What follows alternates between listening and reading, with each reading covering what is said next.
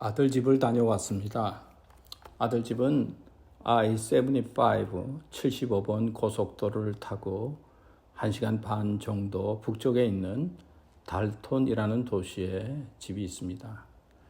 아내는 아들에게 줄 음식을 부랴부랴 준비해 차에 싣습니다.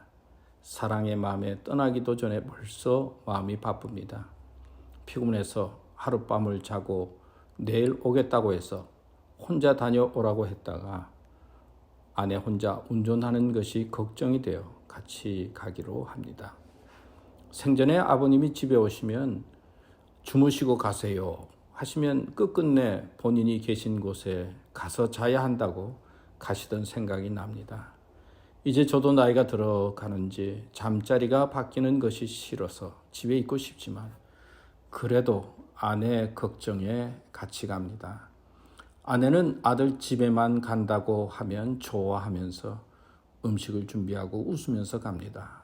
그리고는 자고 옵니다. 오는 길에 이번에는 레드탑 마운틴 공원을 운전하면서 한 바퀴를 돌았습니다.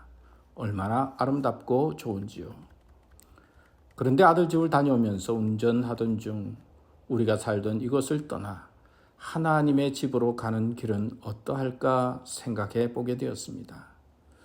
아들네 집은 1시간 반 정도 걸리지만 하나님의 집은 사람마다 다르죠. 70년, 50년, 30년, 어떤 때는 10년 등등이 걸려서 갑니다.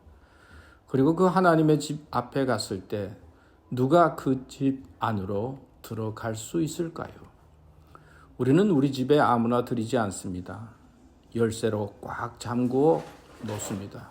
들어오지 못하게 막고 있습니다. 미국은 그렇죠.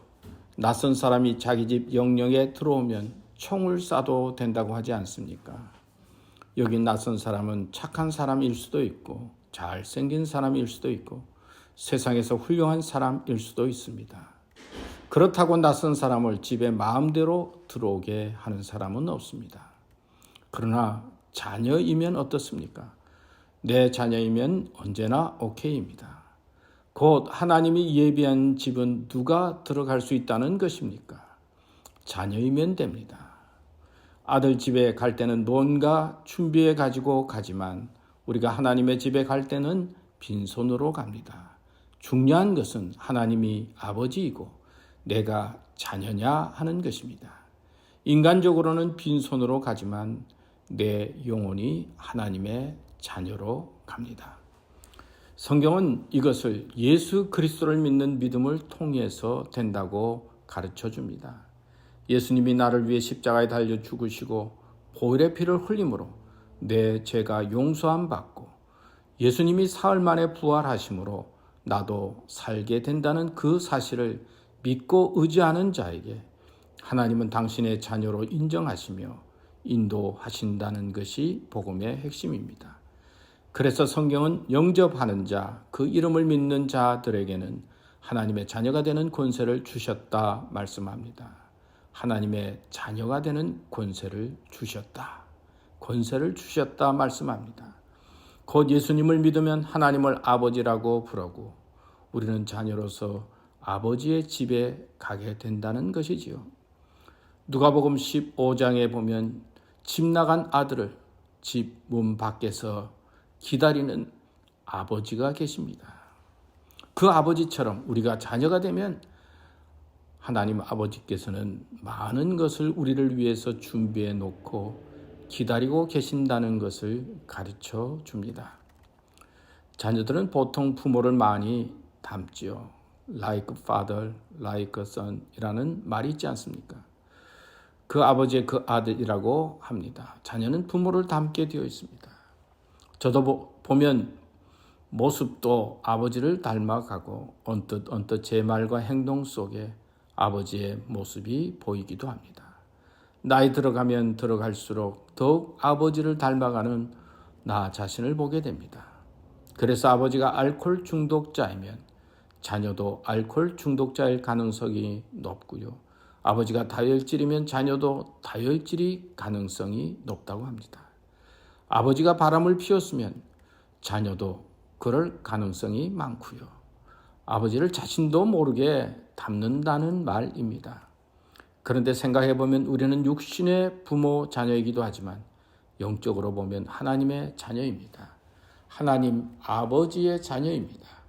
그리고 우리는 하나님께서 우리를 만드실 때 당신의 형상으로 만들었습니다. 하나님을 닮았다는 것이죠. 다른 말로 표현하면 우리에게는 하나님의 유전자를 갖고 있다는 말입니다. 곧 우리는 최고의 유전자를 가지고 있습니다. 그러니까 하나님의 소리에 귀를 기울여야 합니다. 그리고 내 안에 있는 하나님의 유전자를 깨우려고 해야 합니다. 하나님의 유전자를 깨우려면 믿음이 필요합니다. 영어로는 can은 할 수 있다는 뜻도 있지만 깡통이라는 뜻도 있습니다. 우리는 할 수 있는 능력자도 될 수 있고 깡통도 될 수도 있다는 말이지요. 이사야 55장 1절에서 3절 말씀을 보면 너희 목마른 자들아 물로 나오라. 돈 없는 자도 오라. 너희는 와서 사 먹되 돈 없이 값 없이 와서 포도주와 젖을 사라. 너희가 어찌하여 양식 아닌 것을 위하여 은을 달아주며 배부르게 못할 것을 위하여 수고하느냐. 나를 청종하라. 그리하면 너희가 좋은 것을 먹을 것이며 너희 마음이 기름진 것으로 즐거움을 얻으리라. 너희는 귀를 기울이고 내게 나와 들으라. 그리하면 너희 영혼이 살리라. 여러분, 우리는 이 세상에 살면 언제나 목마른 자들, 곧 갈증 속에 살아가게 됩니다. 사람이 나이 들어 늙으면 세 가지가 슬프다고 말합니다. 첫째는 아픈 데가 많다.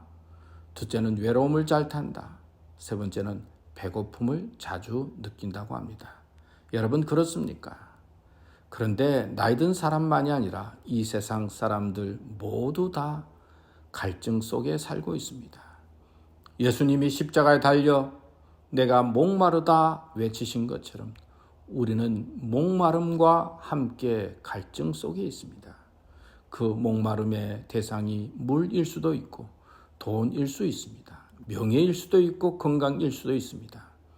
그러나 그것보다 그 목마름 중심에는 영적인 갈증이 있습니다. 분명한 것은 하나님은 내 영혼에 관심이 많습니다. 그리고 내 영혼이 살아나는 삶을 살기 원하십니다. 영적인 갈증을 통해서 당신을 찾고 당신의 말에 귀를 기울이며 살기 원하십니다. 그리고 그 말씀을 통해서 당신의 자녀로서 힘차게 세상을 이기며 살기 원하십니다.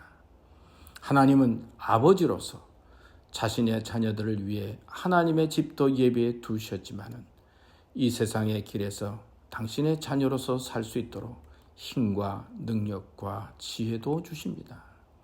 그러니까 가장 우리 삶에 중요한 것이 무엇입니까? 내가 하나님의 자녀가 되는 것입니다. 하나님을 아버지라고 부르는 것입니다. 하나님의 뜻대로 예수님을 알고 믿고 의지하면서 그의 말씀에 귀를 기울이면서 사는 삶이 중요합니다. 이것이 가장 복 있는 삶이며 소망의 삶이며 승리의 삶입니다. 여러분, 우리가 믿음에 굳게 서서 끝까지 하나님의 사람으로 사십시다.